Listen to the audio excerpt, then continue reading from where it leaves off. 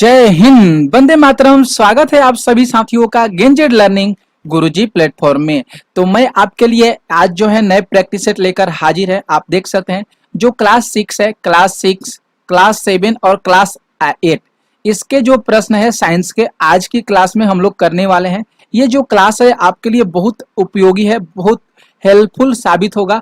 आप लोग इस क्लास को जरूर देखिएगा और साथियों आप लोग एक परिवार समझकर आप इसे जरूर मदद करिएगा इस चैनल को, और सपोर्ट आप लोग का बहुत जरूरी है। तो आप लोग इस चैनल को जरूर सपोर्ट करिएगा आगे बढ़ने में। और आपको ये पीडीएफ चाहिए तो डिस्क्रिप्शन में टेलीग्राम चैनल का लिंक दिया गया है, आप वहां से जाकर टेलीग्राम चैनल को ज्वाइन कीजिए और जितनी सारी क्लासें होती है उस सारी क्लास की पीडीएफ आप जरूर ले लीजिए, उसको अच्छे तरीका से पढ़िए। ओके, तो आइए हम लोग देखिए प्रश्न संख्या पहला क्या कह रहा है। तो पहला जो प्रश्न है कि अधिकांश जो पौधे पादप होते हैं उसमें क्या पाया जाता है। मतलब कहने का इसका जो मेन मकसद है कि जो अधिकतर पौधे होते हैं उसमें क्या पाया जाता है। तो आप लोग को खैर पता ही है कि उसमें मूल भी पाया जाता है, इसके बाद तना भी होता है और पतिया भी होता है। ये तीनों का जो रहना है अति आवश्यक है। तो यहाँ पे जो राइट आंसर हो रहा है उपरोक्त सभी, ये बिल्कुल सही हो रहा है। ठीक है, मूल का भी रहना जरूरी है, तना का भी रहना जरूरी है और पतिया का भी रहना जरूरी है। एक प्रश्न जो और बनता है या आप लोग को याद रखना होगा कि जो पादपों में सर्वाधिक मात्रा में क्या पाया जाता है, कौन सा तत्व पाया जाता है, इस चीज को ध्यान में रखना होगा कि पादपों में सर्वाधिक मात्रा में कौन सा तत्व पाया जाता है। तो उस तत्व का नाम आप ध्यान रखिएगा। कार्बन जो होता है सबसे ज्यादा पादप में सर्वाधिक मात्रा में पाए जाने वाला तत्व होता है। ओके, क्लियर है। यह जितने सारे पौधे होते हैं उसकी जो सभी संरचनात्मक इकाइयां होती है, जैसे कह सकते हैं उसमें कार्बोहाइड्रेट हो जाएगा, इसके बाद प्रोटीन, वसा, डीएनए आदि का ये सब क्या होते हैं, प्रमुख संगठक होते हैं। तो राइट आंसर यहाँ पे डी हो रहा है, बिल्कुल सही हो रहा है। आगे देखिए प्रश्न आते हैं दूसरा। यहाँ पे जो दूसरा प्रश्न है कि कायिक जो है, कायिक प्रजनन जो होता है, कायिक जो है किसका अंग नहीं है। तो मूल का, तना का, पत्ती का और पुष्प का। तो यहाँ पे जो राइट आंसर होगा डी ऑप्शन, ये बिल्कुल सही होगा। जो कायिक प्रजनन होता है ये मूल का होता है, तना का भी होता है और पत्ती का भी होता है, लेकिन पुष्प जो होता है ऊपरी भाग उसका नहीं होता है। तो इसलिए गलत हो रहा है और नहीं पूछा भी गया है, इसलिए राइट आंसर जो है डी ऑप्शन सही हो रहा है। ओके, इसके बाद देखिए तीसरा प्रश्न, अच्छा प्रश्न है ये। जो तीसरा प्रश्न है कि निम्न में से कौन सा द्विबीजपत्री, यहाँ पे आ गया द्विबीजपत्री पौधा जो है कौन सा इसमें से है। अमीबा, यहाँ पे टाइप करने में गलत हो गया है, यहाँ पे होना चाहिए पैरामीशियम। पैरामीशियम इस तरह का होता है, पैरामीशियम। ओके, इसके बाद हो गया यहाँ पे इष्ट हुआ और जीवाणु हो गया, जीवाणु भी इस तरह होता है। तो यहाँ पे देखना है राइट आंसर जो होगा यहाँ पे इष्ट जो है बिल्कुल सही होगा, क्योंकि द्विबीज पत्री का नाम बोला है। तो द्विबीज जो पत्री होता है वह कौन सा होता है, इष्ट में होता है। इष्ट में मुकुलन भी होता है, इस चीज को ध्यान में आपको रखना होगा। ओके, अब यहाँ पे देखिए द्विबीज पत्री का नाम आया है। तो बीज पत्री जो होते हैं कितने प्रकार के होते हैं, तो बीज पत्री जो होते हैं दो प्रकार के होते हैं। बीज जो पत्री होते हैं ये कितने प्रकार के होते हैं, तो दो प्रकार के होते हैं। एक होता है एक बीज पत्री होता है, एक बीज पत्री होता है और दूसरा जो होता है द्विबीज पत्री होता है। इस चीज को ध्यान में रखना होगा, एक बीज पत्री और द्विबीज पत्री। अब यहाँ पे बोला गया है कि द्विबीज पत्री, तो द्विबीज पत्री जो होते हैं वे जिसमें भ्रूण बीज भी होते हैं, जिसमें भ्रूण होता है उसे द्विबीज पत्री कहा जाता है। इसका अगर एग्जाम्पल की बात करें द्विबीज पत्री का, तो इसमें चना याद करिएगा, चना भी आपको मिल जाएगा, द्विबीज पत्री है। जिसे चना में आप देखे होंगे बीज का भाग। इसके बाद मटर हो जाएगा, इसके बाद जो हो जाएगा सेम हो जाएगा, ये द्विबीज पत्री में आता है। देख सकते हैं यहाँ पे पौधा में ये सारे ये जितने पौधे हैं इसमें द्विबीज पत्री होते हैं। ओके, क्लियर हो गया, समझ में आ गया। आगे देखिए चौथा प्रश्न। चौथा जो प्रश्न है कि बीजाणु उत्पन्न करने वाला एक पादप जो जीव है वह कौन सा होता है। बीजाणु जो उत्पन्न करने वाला जो एक पादप जीव जो है कौन सा है, यहाँ पे ऑप्शन में से बताना है। गुलाब हुआ, इसके बाद डबल रोटी की फफूंद, आलू और अदरक। तो यहाँ पे अगर हम देखेंगे तो राइट आंसर जो है यहाँ पे बी ऑप्शन जो है सही हो रहा है, डबल रोटी की फफूंद। जो डबल रोटी की फफूंद जिसको हम ब्रेड के नाम से जानते हैं, ब्रेड में जो होते हैं ये सारे प्रक्रिया जो है देखने के मिलते हैं, क्योंकि ब्रेड में मोल्ड कह सकते हैं, मोल्ड आकार के एक बीजाणु उत्पन्न करने वाला एक पौधा होता है। ठीक है, तो ध्यान में आपको रखना होगा। और जो बीजाणु उत्पन्न करने वाले जो पौधे होते हैं उसको टेरिडोफाइटा कहा जाता है। क्या कहा जाता है? तो टेरिडोफाइटा, टेरिडोफाइटस कहा जाता है। ध्यान में रखना होगा, टेरिडोफाइटस कहा जाता है। जो बीजाणु उत्पन्न करने वाले पौधे होते हैं उसको क्या कहा जाता है? तो उसको टेरिडोफाइटो कहा जाता है। ओके, क्लियर है। इसके बाद देखिए 5 प्रश्न पे आते हैं। यहाँ पे देखिए 5 नंबर प्रश्न में कि ईस्ट जो है इसमें जनन की कौन सी विधि पाई जाती है? तो मुकुलन। इसके बाद यहाँ पे दिया है कायिक प्रवर्धन होना चाहिए, कायिक प्रवर्धन, खंडन, और यहाँ पे दिया है उपरोक्त सभी। तो यहाँ पे आप देख सकते हैं ये जो डायग्राम दिया गया है यहाँ पे ये सारे जो है ईस्ट की प्रक्रिया है। यहाँ पे देख सकते हैं एक बीजपत्री है, यहाँ पे ये वाला हो गया। इसी से देखिए यहाँ से ये छोटा फिर बड़ा हुआ, फिर यहाँ से दूसरा बीजपत्री हुआ। देखिए एक पहला था, इसके बाद यहाँ पे दूसरा हुआ, फिर यहाँ पे तीसरा हुआ, फिर यहाँ पे देखिए चौथा होगा। देखिए एक बीजपत्री से एगो दूसरा हो गया, फिर इसके बाद अगला हुआ, फिर इसके बाद अगला हुआ। तो इसी तरह ये जो है आगे के क्रम में बढ़ता चला जाता है। तो इसी में कह सकते हैं कायिक प्रवर्धन के नाम जो होता है इसमें मुकुलन होता है। तो राइट आंसर यहाँ पे जो है ईस्ट में जो जनन की विधि होती है यह मुकुलन के द्वारा होती है। मुकुलन, जैसे आप इसका एग्जाम्पल की अगर बात करें तो आलू देख सकते हैं। आलू में अगर बहुत दिन तक रखने के बाद उसमें से आप देख सकते हैं एक बीजपत्री, मतलब उसमें से आलू में से मुकुलन जो है निकलने लगता है। तो इस चीज को ध्यान में आपको रखना होगा। अब ये भी एक प्रश्न आता है कि ईस्ट होता है एक हाइड्रा होता है, एक ईस्ट हो गया एक हाइड्रा होता है, इसमें जनन की कौन सी विधि पाई जाती है?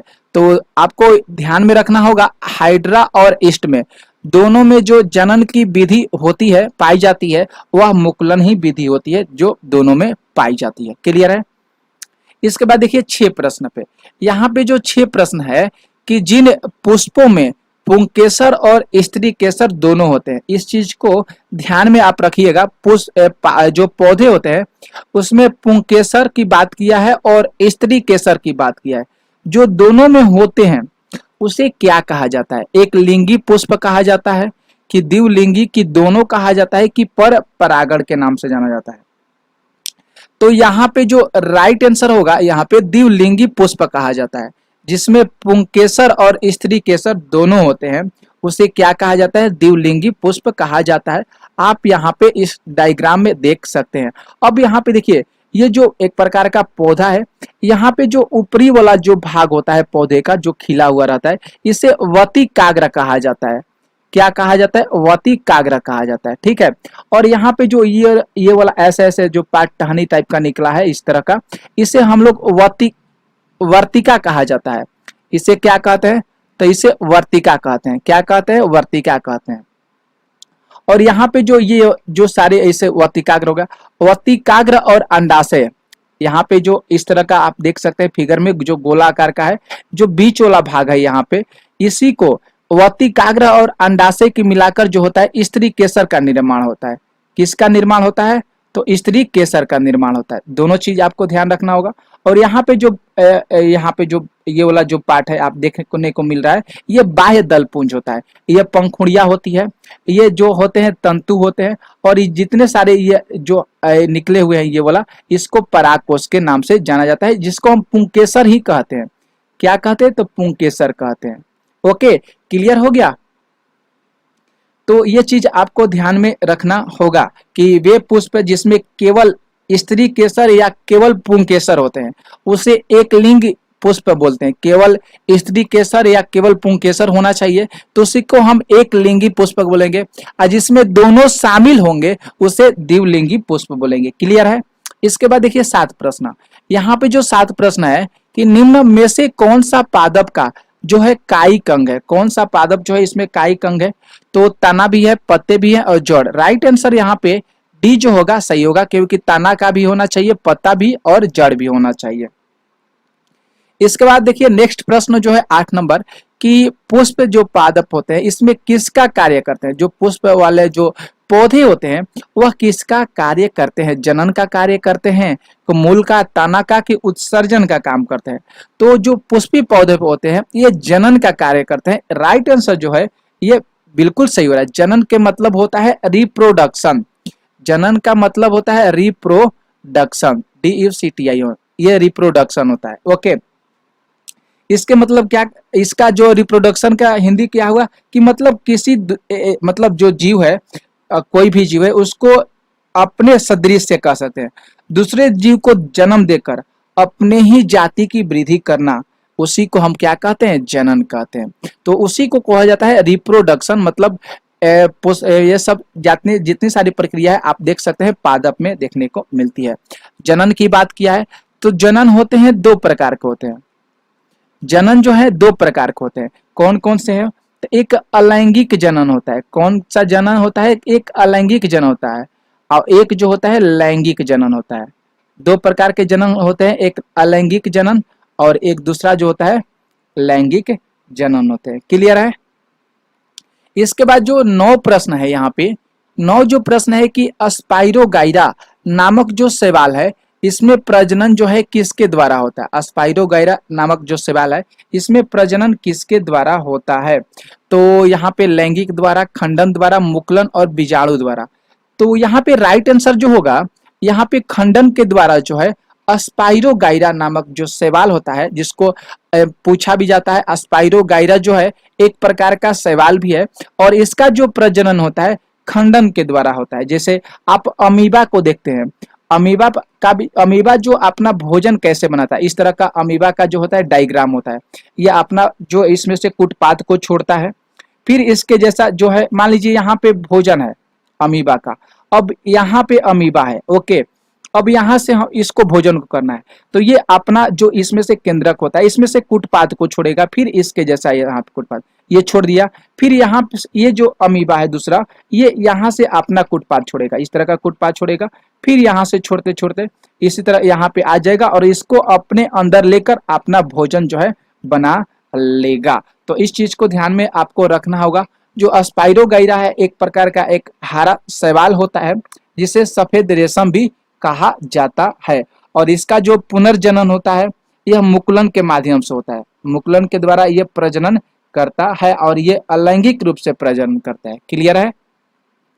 इसके बाद देखिए 10 प्रश्न, अगला जो प्रश्न है 10 कि नर एवं मादा में युग्मक की आवश्यकता क्यों पड़ती है। नर एवं मादा में युग्मक की आवश्यकता क्यों पड़ती है, क्योंकि जहां पे नर और मादा की बात आ जाता है, युग्मक की बात आता है, तो वहां पे हमेशा लैंगिक जनन होता है। ऑप्शन जो ए हो रहा है ये राइट आंसर हो रहा है, क्योंकि नर और मादा युग्मक के जो नर युग्मक और मादा युग्मक से किसका निर्माण होता है। यहाँ पे अगर नर करे और यहाँ पे मादा करे, यहाँ पे मेल हो गया और यहाँ पे फीमेल हो गया, इस दोनों का जो युग्मक को मिलाया जाता है तो यहाँ पे किसका निर्माण होता है, तो यहाँ पे निषेचन का निर्माण होता है। किसका निर्माण होता है, तो निषेचन का होता है।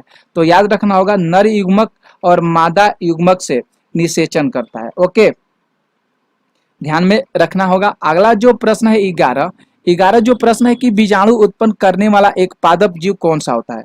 तो बीजाणु उत्पन्न करने वाला जो पादप जीव है डबल रोटी, जिसको हम क्या कहते हैं,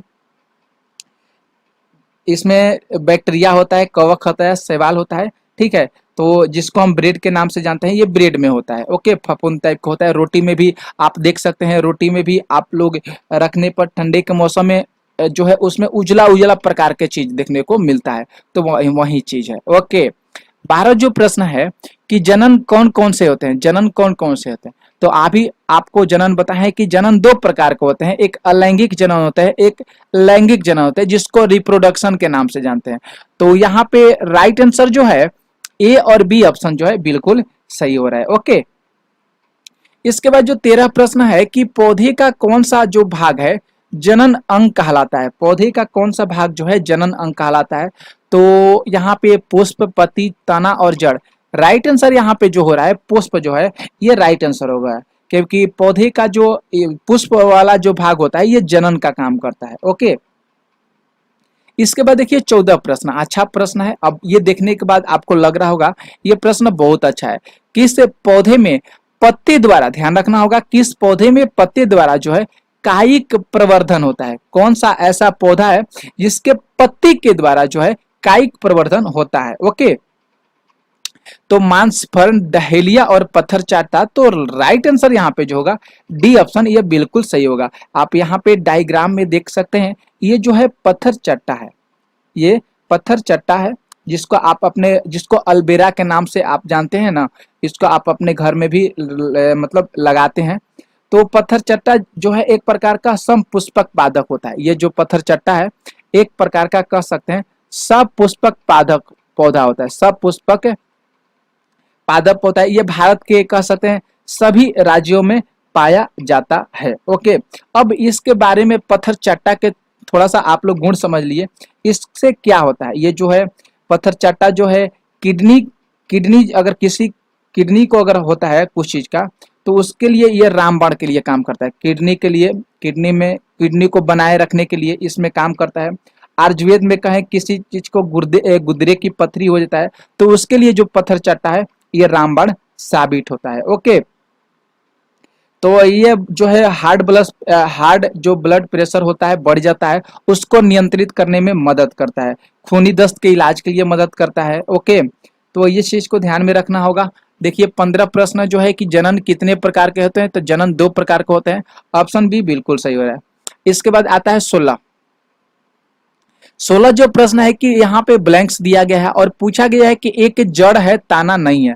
तो यहाँ पे आलू, शकरकंद, अदरक और हल्दी की बात किया है। तो इसमें से जो राइट आंसर होगा ऑप्शन ए जो है ये बिल्कुल सही होगा। यहाँ पे हल्दी जो है एक जड़ है, ताना नहीं है। अब साथियों रहा हल्दी की बात, तो हल्दी के क्या क्या फायदे होते हैं इस चीज को ध्यान में से सुन लीजिएगा। हल्दी के बहुत सारे फायदे हैं, अगर आप जान जाइएगा तो आज से आपको काम ये करने चालू कर दीजिएगा।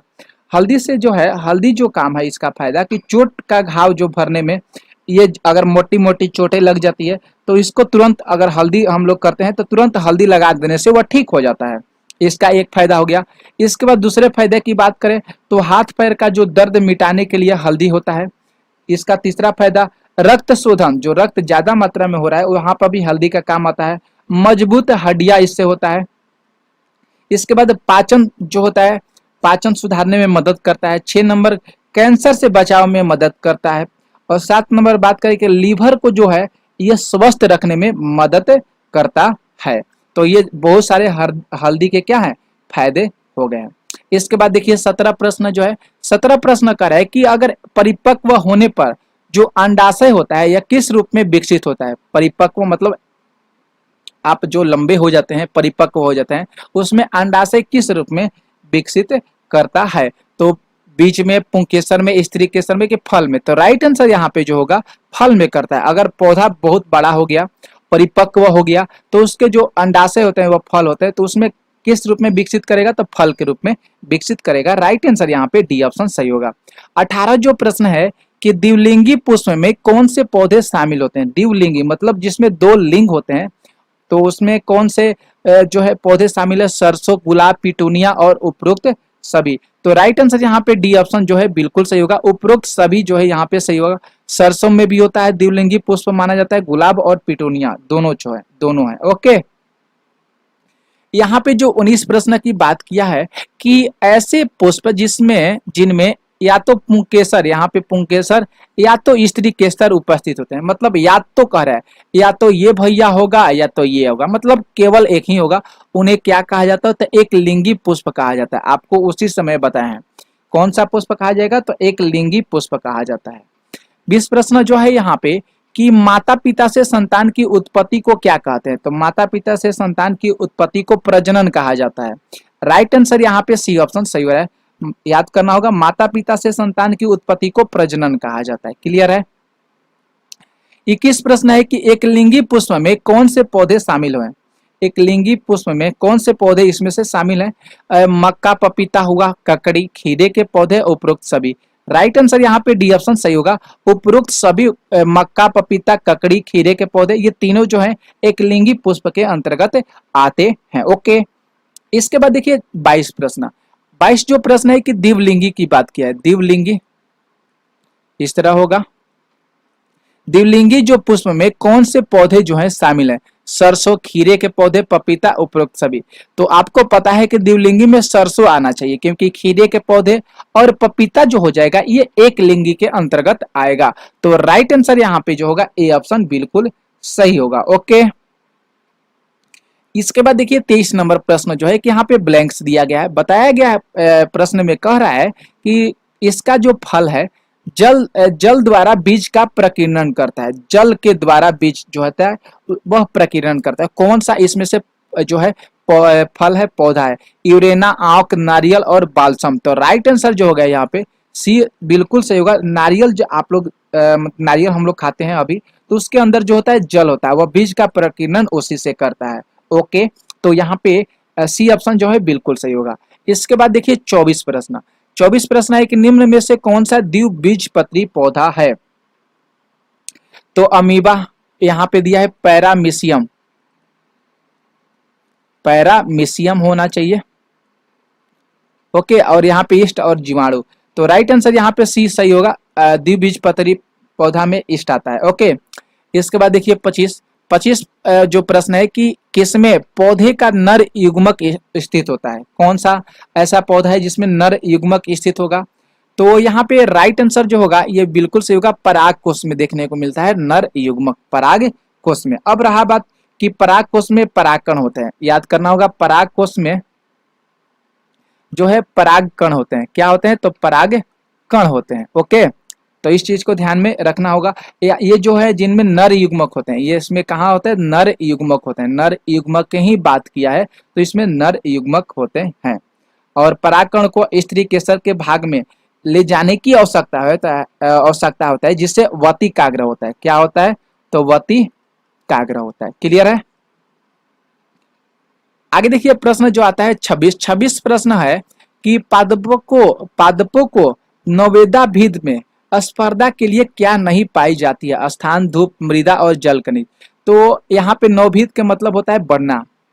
तो यहाँ पे जो होगा राइट आंसर सी ऑप्शन जो है मृदा, ये बिल्कुल गलत बात है। यहाँ पे नहीं होना चाहिए, नहीं पाई जाती है स्पर्धा नवोद्भिद स्पर्धा में। तो यहाँ पे सी ऑप्शन बिल्कुल गलत हो रहा है। स्थान होता है, धूप और जल एवं खनिज होता है। ओके, तो यहाँ पे देखिए 27 प्रश्न जो नेक्स्ट प्रश्न है कि नर एवं मादा युग्मक के युग्मन का जो प्रक्रम है ये क्या कहलाता है?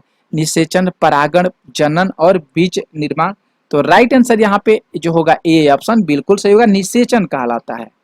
इसके बाद अगला जो प्रश्न है नेक्स्ट नंबर 28, गुलाब एवं गन्ने में कौन सी कायिक विधि जो है उपयोग होती है? गुलाब एवं गन्ने में तो खंडन, मुकुलन, द्विखंडन, कलम लगाना। तो राइट आंसर यहाँ पे जो होगा डी ऑप्शन बिल्कुल सही होगा। कलम लगाना का मतलब होता है काटना, कलम लगाना का मतलब होता है काटना। तो ये जो है डी ऑप्शन बिल्कुल सही है। अब यहाँ पे बात किया है गन्ना और गुलाब की बात किया है, तो इसके जो है प्रजनन की जो इसके अंदर सामान्य विधियां होती है। ठीक है, आलू का वह भाग जो होता है जो कायिक प्रजनन में भाग लेता है। डहलिया भी हो गया, इसमें से कायिक प्रजनन में भाग लेती है। इसके बाद पत्थर चट्टा हो जाएगा, गन्ना और गुलाब हो जाएगा। तो ये सब कायिक विधियां मानी जाती है, ध्यान में आपको रखना होगा। इसके बाद अगला जो प्रश्न है 29 ब्लैंक्स दिया है, इसके बीज हल्के एवं पंख रोम युक्त नहीं होते। कौन से ऐसे बीज हैं जिनके हल्के एवं पंख जो है रोम युक्त नहीं होते हैं? सेहिजन, जेंथियम, मदार और मेपिल। राइट आंसर यहाँ पे जो होगा बी ऑप्शन, ये बिल्कुल सही होगा। जिसको जेंथियम कभी कभी दे जाता है ऑप्शन में, या कॉक बॉलर दे देता है, कॉक लबर, माफ कीजिएगा, कॉक लबर होता है। इसको भी कभी कभी ऑप्शन में दे दिया जाता है, यही चीज है। ये सारे जो पौधे होते हैं कांटेदार पौधे होते हैं। ये जो पौधे हैं कांटेदार पौधे होते हैं, कांटेदार ये पौधे हैं। ओके, तो इस चीज को ध्यान में रखना होगा। ये जो होते हैं कपड़ों में चिपक जाते हैं। कहाँ पे चिपक जाते हैं? तो कपड़ों और फर में चिपक जाते हैं। आप देखे होंगे पेड़ इस ऐसा जो होता है पौधा होता है कपड़े और फर में चिपक जाते हैं। अगर इसके बावजूद अगर बात करें तो जो सूरजमुखी के बीज है वह उसी के जैसे होते हैं, सूरजमुखी के बीज के जैसे ही जेंथियम को होते हैं। आप उसका बीज देखोगे तो वही चीज है। ओके, और इसके बीज को जो है जेंथियम, जिसको काको लबर के नाम से जानते हैं, इसको कभी भी खाना नहीं चाहिए। 30 नंबर जो प्रश्न है कि पराग कणों का जो पराग कोश से पुष्प के वर्तिकाग्र पर स्थानांतरण क्या कहलाता है? राइट आंसर यहाँ पे होगा परागण कहलाता है। क्या कहलाता है दोस्तों? तो परागण कहलाता है। ओके, इसके बाद देखिए अगला जो नेक्स्ट नंबर प्रश्न है 31 के किस पादप में कलम द्वारा नया पादप विकसित करना संभव नहीं है? कौन सा जो है यहाँ पे पादप पौधा होना चाहिए? तो अजूबा कोई भी पौधा नहीं है। तो राइट आंसर ए जो है यहाँ पे सही होगा। गुलाब में होता है, चंपा में होता है, गन्ना में होता है, लेकिन अजूबा में नहीं होगा। इसके बाद अगला नेक्स्ट नंबर प्रश्न है 32 कि यहाँ पे ब्लैंक्स दिया गया है, एक द्विलिंगी पुष्प कौन सा है यहाँ पे? तो मटर जो होना चाहिए, मटर जो है एक द्विलिंगी पुष्प जो है पुष्प है। खीरा तो दूसरा हो जाएगा, द्विलिंगी पपीता और घिया हो जाएगा। ओके, 33 प्रश्न जो कह रहा है कि इसमें से स्त्री केसर का भाग कौन सा है? स्त्री केसर का भाग कौन सा है? तो राइट आंसर यहाँ पे अंडाशय हो जाएगा स्त्री केसर का भाग। ठीक है, आगे देखिए प्रश्न 34 जो है कि किसमें मादा युग्मक होता है? किसमें मादा युग्मक होता है भैया? तो अंडाशय में जो है मादा युग्मक होता है। ध्यान से रखना, आपको ध्यान रखना होगा, मादा युग्मक में जो है अंडाशय होता है। ओके, इसके बाद जो 35 प्रश्न है देखिए 35 जो प्रश्न कर रहा है कि ब्लैंक्स दिया है, कौन से फल झटके के साथ फटते हैं? कौन से फल जो है झटके के साथ फट जाते हैं? एरंड, बालसम और दोनों दिया है बी फल। तो राइट आंसर यहाँ पे सी बिल्कुल सही होगा। एरंड के पौधे होते हैं और बालसम के पौधे होते हैं, ये झट से क्या होते हैं? फट जाते हैं। आप तुरंत इसको पकड़िएगा ना तो तुरंत वह पौधे जो है फट जाते हैं, उसके फल होते हैं। ओके, यहाँ पे जो 36 प्रश्न है कि किस पौधे में बीजाणु द्वारा जनन होता है? कौन सा ऐसा पौधा है जिसमें बीजाणु द्वारा जो है जनन होता है? तो कवक, मांस, फर्न और उपरीत सभी। तो राइट आंसर यहाँ पे जो होगा डी ऑप्शन बिल्कुल सही होगा। कवक, मांस और फर्न में जो होता है ये जितने सारे पौधे हैं ये तीनों, इसमें बीजाणु द्वारा जो होता है पौधा जो है प्रजनन करता है। क्लियर है? तो आज की क्लास में हम लोग 36 प्रश्नों को लिए थे। ये क्लास आपको कैसा लगा जरूर आप कमेंट कीजिएगा, लाइक कीजिएगा, शेयर जरूर करिएगा साथियों। तो आज की लेक्चर हम लोग यहीं पे समाप्त करेंगे। तो मिलते हैं नेक्स्ट लेक्चर में कुछ ऐसे ही इंपॉर्टेंट प्रश्नों के साथ। तो आज की क्लास हम यहीं पे समाप्त करते हैं। ओके, थैंक यू सभी साथियों को। जय हिंद, वंदे मातरम। स्वागत है आप सभी साथियों का गेंजेड लर्निंग गुरुजी प्लेटफॉर्म में। तो आपके लिए आज जो प्रैक्टिस सेट लिए हैं वह क्लास 6, 7 और 8 के प्रश्नों के हिसाब से प्रैक्टिस सेट दिए हैं। वह साइंस के प्रश्न हैं। जीवों में श्वसन, जो जीव होते हैं वह श्वसन कैसे करते हैं, इसी से रिलेटेड आज की क्लास में हम लोग प्रश्न को करेंगे। ये जितने भी बिहार शिक्षक भर्ती के अभ्यर्थी शिक्षकगण जो भी तैयारी कर रहे हैं उनके लिए जो आज की क्लास है बहुत इंपॉर्टेंट है। 1 से 5 तक जितने भी शिक्षकगण तैयारी करें उनके लिए ये क्लास बहुत उपयोगी है। तो आप इस क्लास को जरूर देखिएगा, इसे शेयर लाइक जरूर करिएगा और चैनल पर नए हैं तो जरूर सब्सक्राइब करिएगा। एक आप इस चैनल को जरूर सपोर्ट कीजिएगा साथियों, इसे बढ़ने में जरूर मदद करिएगा। अगर आपको ये पीडीएफ चाहिए तो डिस्क्रिप्शन में टेलीग्राम चैनल का लिंक मिल जाएगा, आप उसको ज्वाइन कर लीजिए, उस पर सारी पीडीएफ आप लोग को मिल जाती है। आइए हम लोग प्रश्नों को बिना देर के हुए स्टार्ट करते हैं। यहाँ पे जो प्रश्न पहला कहने का मतलब है कि कोशिका के अंदर ऑक्सीजन का उपयोग करके भोजन किसमें विखंडित हो जाता है? बहुत अच्छा प्रश्न है। तो कार्बन डाइऑक्साइड होगा, इसके बाद जल, और यहाँ पे ए और बी दोनों, और सी डी का है ऊर्जा। तो राइट आंसर यहाँ पे जो हो रहा है ए और बी दोनों जो है यहाँ पे सही हो रहा है, क्योंकि यहाँ पे बात किया गया है कि जो कोशिकाएं हमारे शरीर के अंदर बहुत सारी कोशिका होती है जिसमें ऑक्सीजन का जब उपयोग होता है तो वहाँ पे भोजन जो है विखंडित हो जाता है। जब भोजन विखंडित होता है भैया तो वहाँ पे कार्बन डाइऑक्साइड और जल दोनों क्या होते हैं? बनते हैं। यहाँ पे CO2 बन जाता है और यहाँ पे क्या होता है? जल बन जाते हैं। तो इस तरह आपको याद रखना होगा, ठीक है? दोनों सही होंगे। यहाँ पे आगे आते हैं प्रश्न संख्या 2। जो यहाँ पे प्रश्न है कि कोशिकाएं जो है किसे कहते हैं, मतलब कोशिका किसे कहा जाता है? सही बात यहाँ पे बात करें तो जीवों की सबसे छोटी संरचनात्मक इकाई को कोशिका कहते हैं, कि जीवों की जो सबसे छोटी क्रियात्मक इकाई है, कि जीव की सबसे बड़ी क्रियात्मक इकाई को कोशिका कहते हैं। तो बात करें तो यहाँ पे डी ऑप्शन जो है ये सही होगा। कोशि जीव की जो सबसे छोटी संरचनात्मक छोटी क्रियात्मक इकाई होती है, जिसको हम कोशिका के नाम से जानते हैं। कोशिका को इंग्लिश में सेल भी कहा जाता है। क्या कहा जाता है? सेल भी कहा जाता है, क्योंकि सजीवों की शरीर की रचनात्मक और क्रियात्मक इकाई जो है ये कोशिकाएं मानी जाती है। ओके, अब यहाँ पे देखिए साथियों, यहाँ पे जो कुछ फिगर में आपको दिखाई दे रहा होगा, ये जो है एक प्रकार की कोशिका है लिए हैं। यहाँ पे आपको थोड़ा सा बता देते हैं। ये देखिए, ये जो ऊपरी जो आवरण यहाँ पे दिखाई दे रहा है इस तरह का, इसको कोशिका भित्ति के नाम से जाना जाता है। किसके नाम से? कोशिका भित्ति के नाम से जाना जाता है। ये आप देख सकते हैं छोटे छोटे आकार का यहाँ बूंदा है, इसको हरित लवक जानते हैं। हरित लवक जो है हमारे शरीर में रहना बहुत आवश्यक होता है। यहीं पर अंतःप्रद्रवी जालिका होता है। ये देखिए यहाँ पे जो ये वाला है, इसे गोल्जिकाय कहा जाता है। ये जो है कोशिका झिल्ली है, ये वाला पार्ट जो ऐसा दिखाई दे रहा है, इसको कोशिका झिल्ली के नाम से जाना जाता है। इसके बाद ये देख सकते हैं, इसको रिक्तिका कहा जाता है। ये खाली स्थान जो है रिक्तिका हो गया। ये यहाँ पे जो होता है माइटोकॉन्ड्रिया होता है। क्या होता है? तो यहाँ पे माइटोकॉन्ड्रिया होता है। ये वाला जो पार्ट है, ये से ऐसा ऐसा आकार का किया गया है, इसको राइबोसोम कहा जाता है। राइबोसोम। और ये छोटा छोटा आकार का इस तरह का किया गया है, इसको साइटोप्लाज्मा कहा जाता है। और बीच में जो भैया ये होते हैं ना, इसको केंद्रक कहा जाता है, क्योंकि किसी भी वस्तु, किसी भी कोई भी जीव प्राणी होता है, उसके अंदर केंद्रक का भी रहना जरूरी होता है। जैसे हम लोग का पृथ्वी है, तो पृथ्वी का भी कहीं ना कहीं तो सेंटर तो जरूर होगा। तो उसी तरह हमारे शरीर में भी एक सेंटर है, जिसको आप नाभिक के नाम से जानते हैं। नाभिक जो है हमारे शरीर का ही सेंटर है।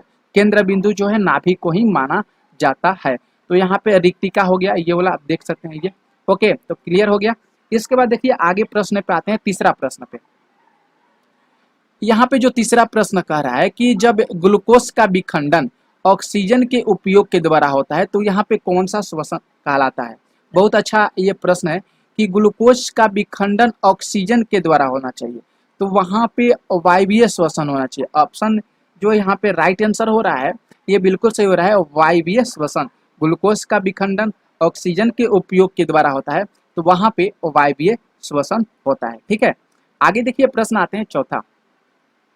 यहाँ पे जो चौथा प्रश्न है कि पौधों की पत्तियों में ऑक्सीजन एवं कार्बन डाइऑक्साइड के विनिमय के लिए क्या पाए जाते हैं?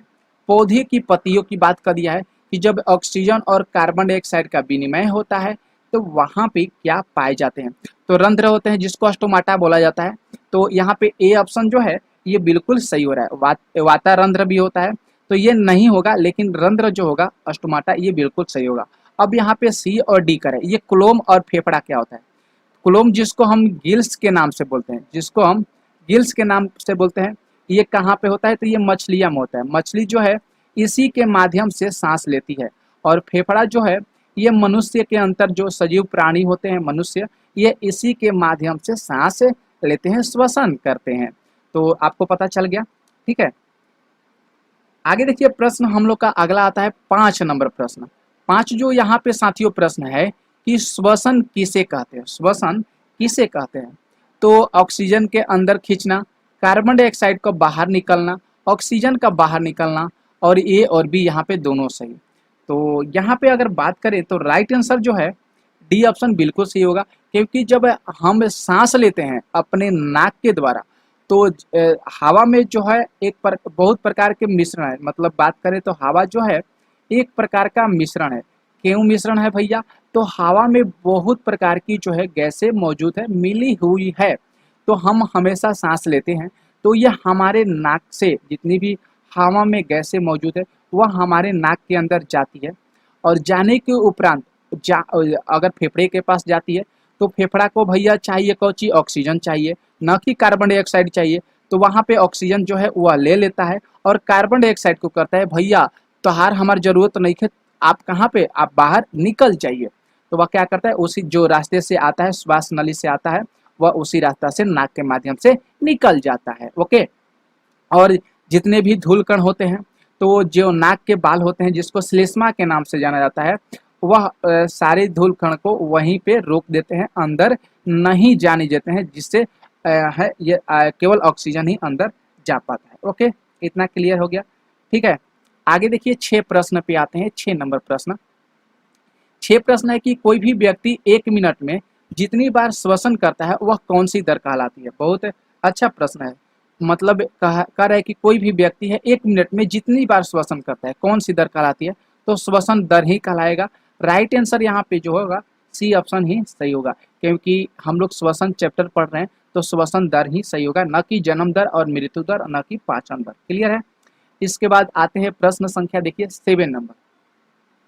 यहाँ पे जो 7 प्रश्न कह रहा है कि उच्च श्वसन क्या कहलाता है। उच्च श्वसन क्या कहलाता है, तो कार्बन डाइऑक्साइड से समृद्ध वायु को शरीर से अंदर आना होता है। यहाँ पे कार्बन डाइऑक्साइड से समृद्ध वायु को शरीर से बाहर निकलना। तो यहाँ पे जो राइट आंसर होगा यहाँ पे बी ऑप्शन ही सही होगा, क्योंकि उच्च श्वसन के मतलब होता है, एक उच्च श्वसन होता है, एक अंतः श्वसन होता है, एक अंतः श्वसन होता है। तो उच्च श्वसन के मतलब हो गया कि शरीर से जितनी भी जो गैसें हैं जिसको नहीं चाहिए शरीर के अंदर उसको बाहर निकालना, वह जो होता है उच्च श्वसन होता है।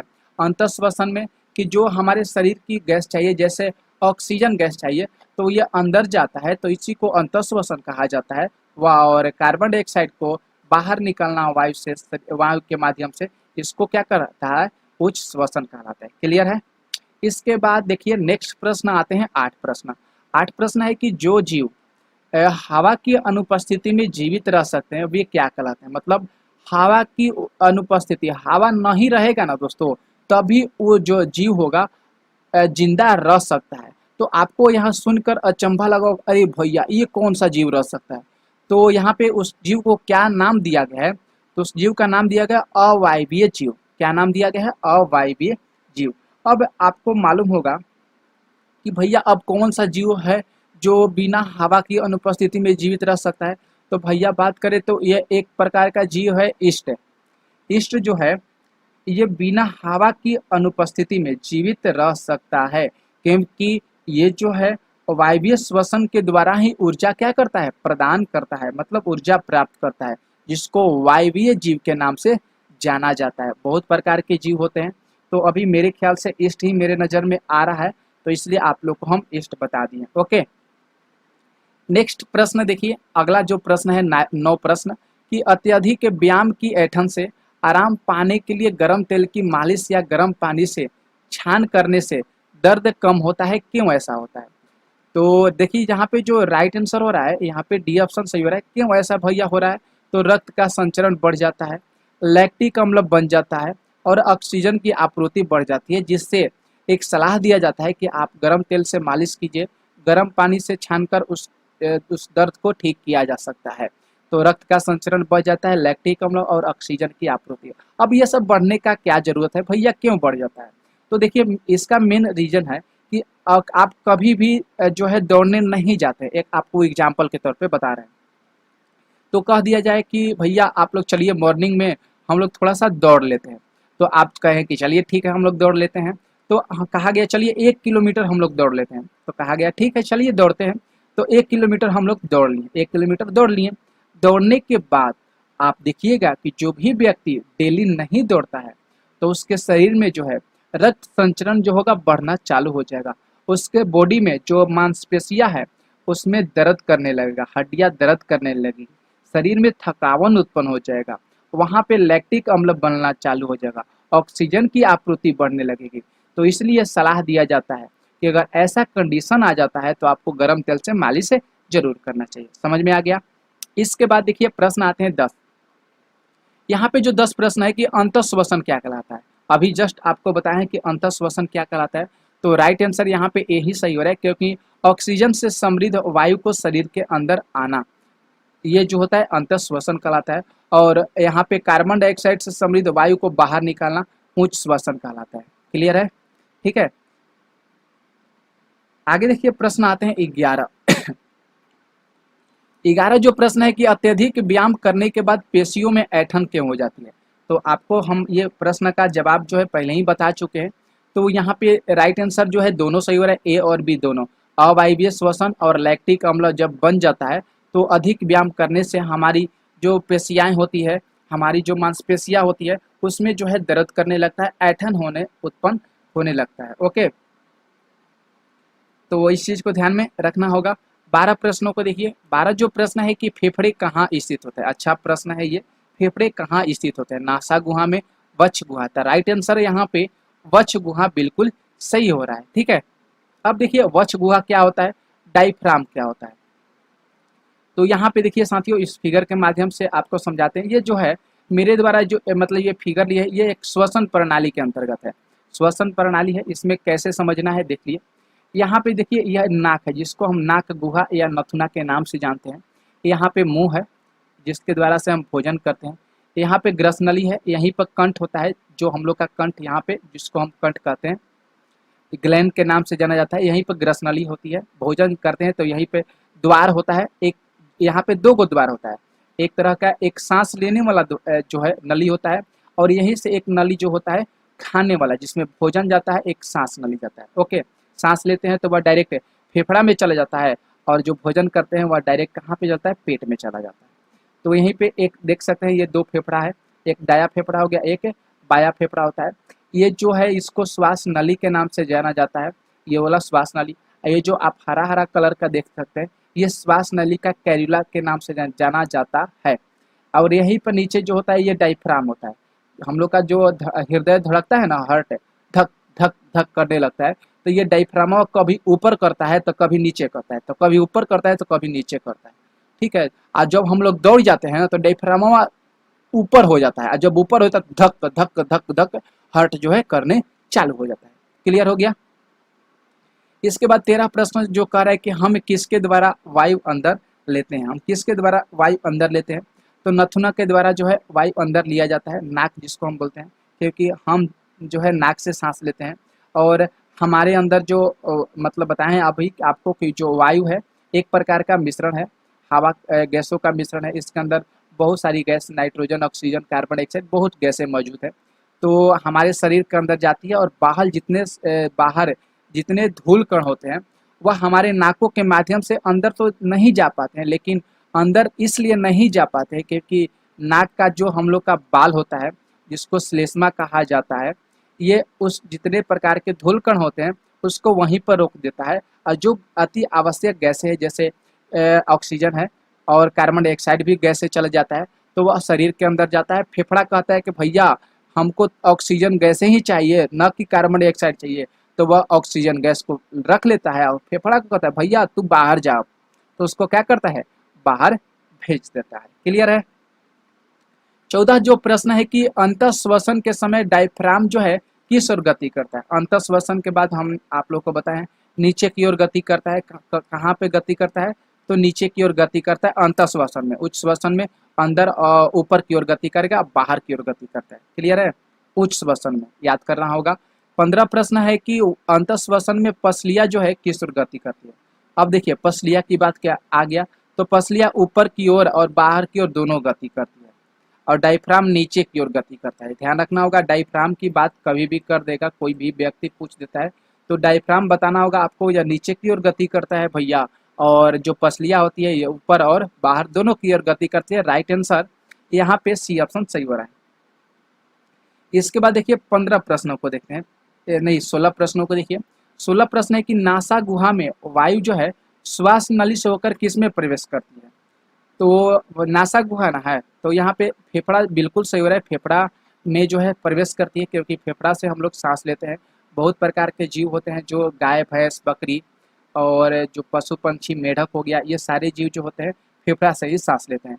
इसमें मेढक भी आता है, मेढक भी फेफड़ा से सांस लेता है। ओके, मेढक में तो 3 श्वसन अंग होते हैं, आगे आप लोग को हम बताएंगे। आने दीजिए प्रश्न को। 17 प्रश्न है कि अधिक व्यायाम करने से जो श्वसन दर है, यहाँ पे श्वसन दर है कितनी दर तक बढ़ सकती है। जो अधिक व्यायाम हम लोग करते हैं तो श्वसन दर कितनी बढ़ सकती है, तो राइट आंसर यहाँ पे 25 बार प्रति मिनट, मतलब 1 मिनट में 25 बार बढ़ सकती है। अगर हम बात करें हेल्थ एक्सपर्ट के मुताबिक कि अगर कोई भी ज़रूरत से ज़्यादा हम लोग व्यायाम करते हैं तो इसमें मसल्स का खिंचाव उत्पन्न होता है, और असहनीय जो दर्द की समस्या होती है ये हमको देखने को मिलता है। तो इसलिए ज़्यादा से ज़्यादा मात्रा में व्यायाम नहीं करना चाहिए। करना चाहिए, हम ये सलाह नहीं दे रहे कि नहीं करना चाहिए, करना चाहिए, लेकिन आपको डेली करना चाहिए, नहीं कि एक दिन हम गए पूरा एकदम व्यायाम कर लिए पूरा, तो पता चलेगा कि पूरा जो बॉडी में दर्द करने चालू कर देगा। तो थोड़ा थोड़ा ही करिए लेकिन डेली कीजिए। ओके। 18 प्रश्न है कि खाली स्थान दिया गया, एक कोशिकीय जीव है जिसमें अवायवीय श्वसन होता है। तो जरूर आप लोग को हम अभी बताएं, ईस्ट जो होता है जिसमें अवायवीय श्वसन करता है, श्वसन होता है। और ये भैया बिना हवा की अनुपस्थिति में ही श्वसन करता है ईस्ट। तो यहाँ पे ईस्ट जो है सही हो रहा है। ओके। 19 जो प्रश्न है कि सामान्य स्थिति में मनुष्य की श्वसन दर जो है कितनी होती है। तो सामान्य स्थिति की बात करें तो 15 से 18 प्रति मिनट होती है श्वसन दर। और सामान्य श्वसन दर की बात करें कहीं कहीं आपको बुक में 12 से 20 प्रति मिनट जो है देखने को भी मिलेगा। 15 से 18 तो इसमें दिया है तो सही कर दे रहे हैं, लेकिन 12 से भी 20 दिया रहता तो यहाँ पर भी हम इसको सही कर सकते थे। ओके। अगला प्रश्न है कि 20 नंबर की सभी जीवों को भोजन से ऊर्जा प्राप्त करने के लिए किसकी आवश्यकता होती है। जितने सारे जीव होते हैं वह भोजन जो है ऊर्जा से ही प्राप्त करते हैं। इसमें क्या आवश्यकता इसकी होती है। तो मेन श्वसन है भैया, सांस लेंगे तभी हम लोग भोजन करेंगे। जब भोजन शरीर के अंदर जाएगा तभी ऊर्जा प्राप्त होगा, और जब ऊर्जा बनेगा तभी हम कोई काम कर सकते हैं। अगर ऊर्जा ही हमारे शरीर के अंदर नहीं बनेगी तो कहाँ से हम लोग काम करेंगे। तो इसलिए सांस लेना बहुत जरूरी है, और सांस लेने के बाद हम लोग भोजन करते हैं। तो ये बिल्कुल सही है। ठीक है, सांस लेना है, सांस लेते हैं तभी तो भैया हम लोग जिंदा हैं, नहीं तो हम लोग तक पता चलता कि कहिए ऊपर स्वर्ग सिधार गए। इसका देखिए अगला प्रश्न आते हैं 21 नंबर प्रश्न।